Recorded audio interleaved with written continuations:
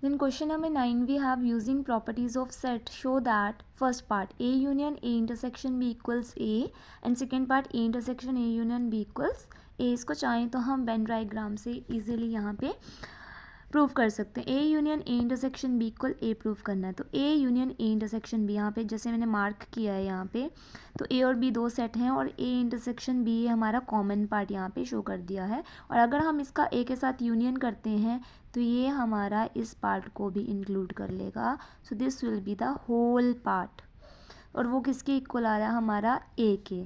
सो ये वाला चीज़ ये पूरा का पूरा A union A intersection B में आ रहा है. सो इट मीन्स हमने यहाँ पे वेन डायग्राम से प्रूव कर दिया ये वाला. अब सेकेंड पार्ट हम देखें A intersection A union B. A union B क्या होगा ये पूरा का पूरा ये भी आएगा और ये भी आएगा. ए यूनियन बी में सारा आएगा क्योंकि यूनियन में सारे एलिमेंट्स हमारे आते हैं. लेकिन अगर हम उसका ए के साथ कॉमन पार्ट लेंगे तो इस पूरे में ए के साथ कॉमन हमारा क्या आएगा इतना इतना ये वाला. और वो हमारा कौन सा पार्ट है वो भी हमारा ए है. तो हमारा यहाँ पे इस वेन डायग्राम से ही प्रूव हो गया this ninth. Question number 10 show that A intersection B equals A intersection C need not imply B equal C. यहाँ पे मैंने एग्जाम्पल लेकर इसको सॉल्व किया है. लेट ए इक्वल 0,1 एक सेट मान लिया, बी मान लिया 1,2 और सी मान लिया 1,2,3. बी और सी हमने डिफरेंट सेट लिए हैं.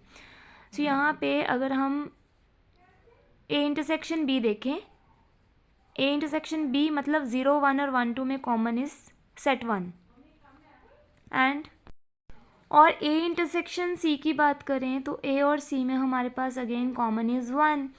तो यहाँ से हमने चेक किया कि ए इंटरसेक्शन बी हमारा ए इंटरसेक्शन सी आ रहा है. बट ज़रूरी तो नहीं ना कि हमारे बी और सी इक्वल थे उसके लिए. बी और सी तो डिफरेंट सेट थे.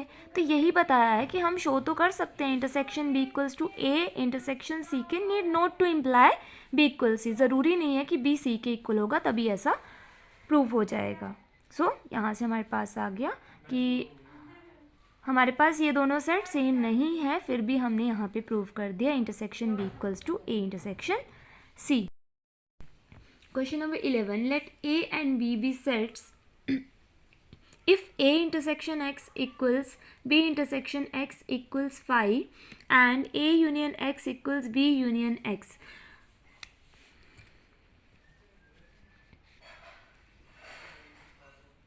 यहाँ पे हमारे पास हिंट दिया है इसमें मतलब हमें प्रूव करना है यहाँ कि ए और बी क्या है इक्वल है. शो दैट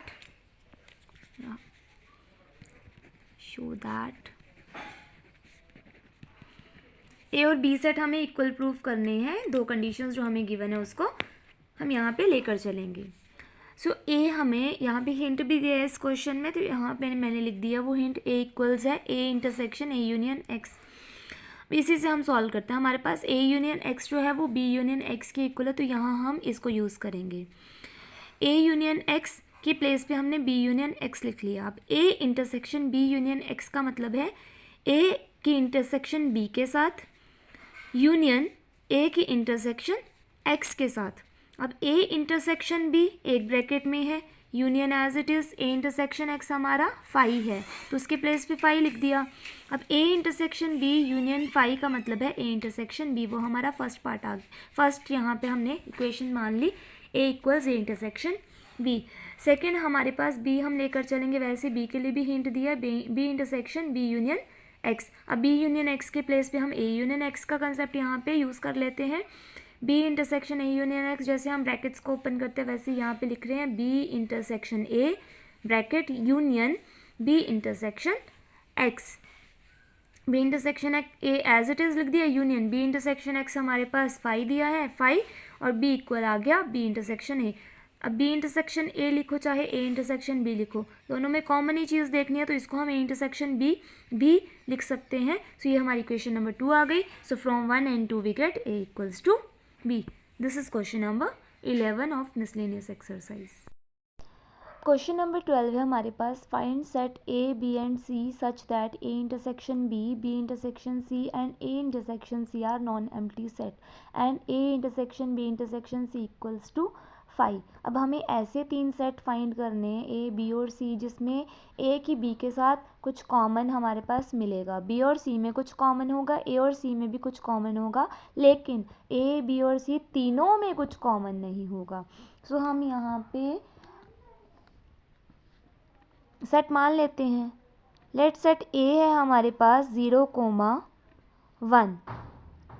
अब सेट बी हमें उस तरह से लेना पड़ेगा कि हमारे पास ए और बी में कुछ कॉमन हो, तो 1 तो आना ही चाहिए। 1,2,3 ले लो, या कुछ भी 1,2 भी आ सकता है। तो इन दोनों में हमारे पास 1 इज़ द कॉमन वन, तो ए इंटरसेक्शन बी हमारा नॉन एम्प्टी सेट है यहाँ पे।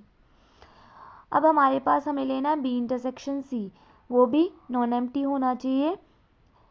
अब B intersection C non empty होना चाहिए, मतलब उसमें 1 2 3 में से कोई ना कोई एलिमेंट कॉमन हो, लेकिन ए और सी में भी कॉमन होना चाहिए। तो मतलब हमें ए का भी एलिमेंट लेना पड़ेगा। 0 ले लेते हैं, 1 ले लेते हैं और 2 ले लेते हैं।